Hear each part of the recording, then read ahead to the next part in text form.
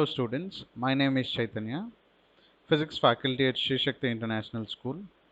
In this video, we are going to learn about a topic of projectile motion.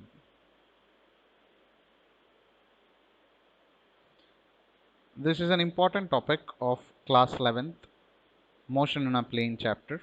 So in this projectile motion, we are going to analyze how an object is actually moving in a two-dimensional plane.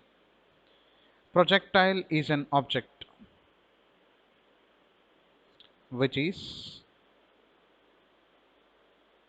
moving under influence of gravity.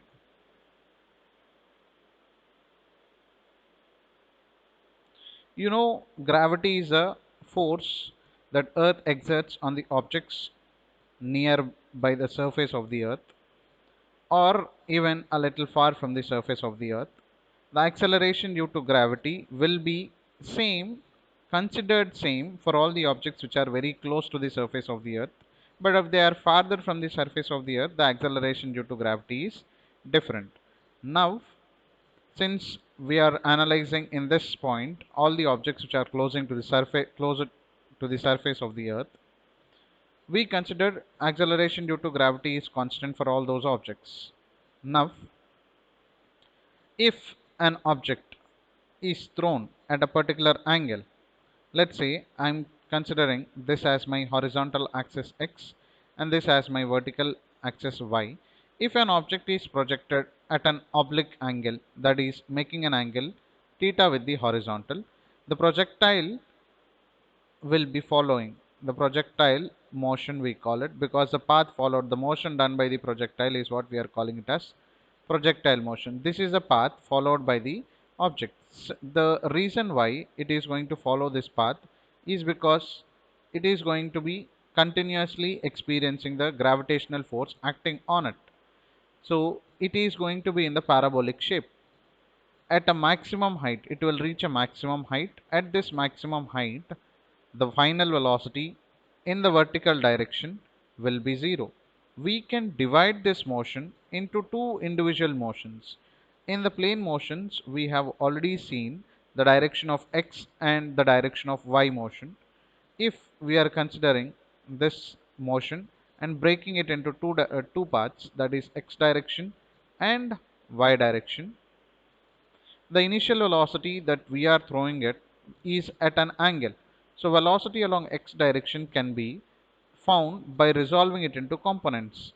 Since this side is touching it, you can consider it as u cos theta in resolutions, and this side, since the angle is not touching the axis of y, you can consider it as u sin theta.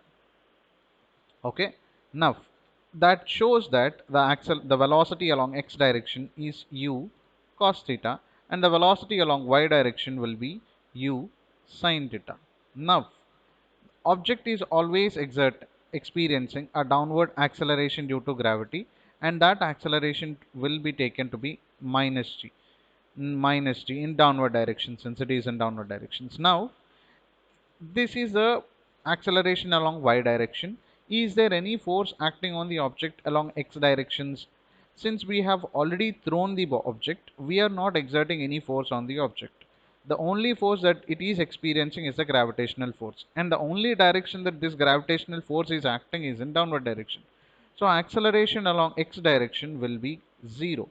So if I am considering my acceleration along x direction 0 and acceleration along y direction to be minus g, it is covering a horizontal range.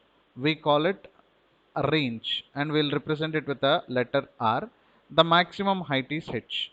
If we want to analyze the range, the maximum height and the time it is taking to complete its travel, okay, we have to analyze by getting the information from y direction motion. We know it is going to reach the maximum height. After reaching the maximum height at h max, we know the final velocity will be 0. We are using final velocity along y direction is 0. We are using this knowledge from motion in a plane to analyze the what is the time taken to reach the maximum height, that is your time of ascent. Now What is the formula for equations of motion? We know v is equal to u plus at, s is equal to ut plus half at square, v square minus u square is equal to 2as. Using these equations of motion, if the first equation is used in this condition, final velocity is 0, initial velocity along y direction we have to substitute, so that is u sine theta. Since acceleration due to gravity is negative, minus g into t of ascent. So you can write time of ascent from this equation as u sine theta divided by g. This is your time of ascent. Now, the time taken to reach the maximum height is the same time that it is going to take to reach the minimum height. Time of descent also can be considered as. Now, since I'm not taking this as a complete time of travel, because this is the analysis that we have done to reach its maximum height. The object has reached its maximum height. Now from the maximum height it has to reach the ground. So the time of descent will also be u sine theta by g.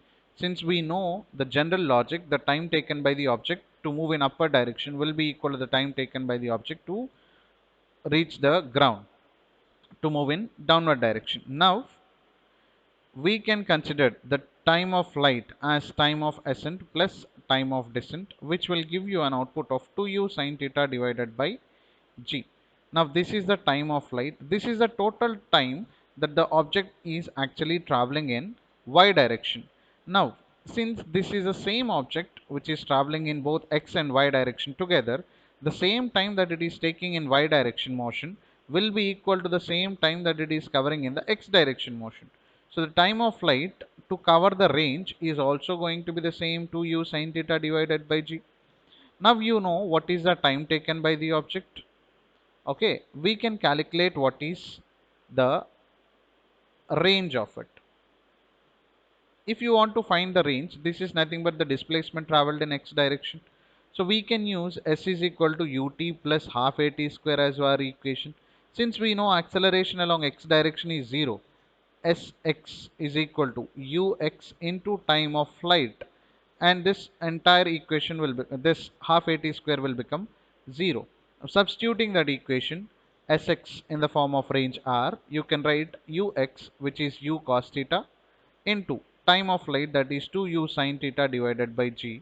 The general formula of range will become 2u square sine theta cos theta divided by g. Now further we can write the same equation as u square sine 2 theta divided by g. Now this is the horizontal range that an object will be covering.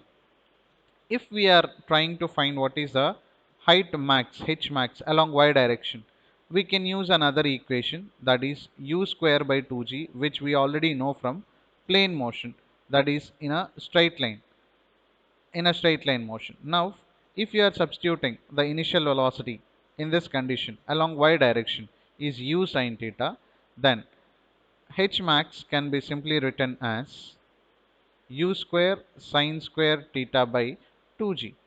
Since we know what is the relation between h max and what is the relation between range and time of flight, we can analyze it separately. We can analyze them separately.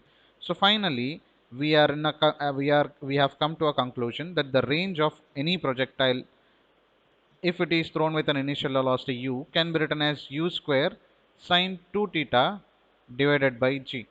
Or the most important formula or most used formula will be of u sine theta cos theta divided by g. And you can write h max as u square sine square theta by g, and the time of flight is equal to 2u sine theta divided by g. If you want to understand what is the maximum range, r max, you know that maximum range it will be getting when theta is maximum. If theta has to be maximum, then you can consider sine 2 theta should be maximum. Sine 2 theta, the maximum value of sine will be ranging from -1 to +1. So if we are taking the maximum, sine 2 theta should be equal to 1.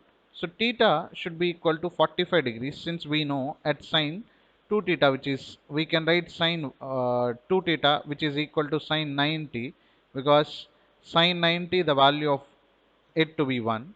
So 2 theta can be considered as 90. That means theta will be 45 degrees. That means if you are throwing an object at exactly 45 degrees, you will be getting the maximum range, the maximum height. Obviously, when do we get the maximum height? When sine square theta is maximum. What is the maximum value of sine square theta? 1. So when do you get this value of 1? When theta is exactly 90 degrees. Obvious example, when you are throwing it vertically upwards, then that is a point where it will be going maximum height. Now we can analyze in this way different conditions of it. What is the maximum at different angles? If you are throwing, if it is covering the same range, what will be those two angles? Always remember at theta and 90 minus theta, when you are throwing an object, it will always cover the range same. Okay, if you want, we can do a problem on this. We can quickly see an example of it. Let's say if I am trying to throw an object at 30 degrees, theta is equal to 30 degrees, and 90 minus theta can be taken as theta 2 as 60 degrees. This is theta 1 and that is theta 2. Okay. Now, if you are trying to analyze the range, the general formula that we have is u square sine 2 theta divided by g. So, if you are substituting it, u square sine 30 into 30, 2 into 30 will be 60 divided by g. And the range here in this condition is u square sine 2 theta divided by g. By substituting theta is equal to 60, you will be getting u square sine 120 divided by g. So now if you observe properly, sine 60 and sine 120, they both are equal, because sine 120 can be written as sine 180 minus 60. Since it is in the first quadrant, second quadrant, sine 60. So sine 120 and sine 60 are equal in the same. That is the reason why the range you are getting in R1 condition and the range you are getting in R2 condition will always be equal. Hope you have understood this one. Thank you.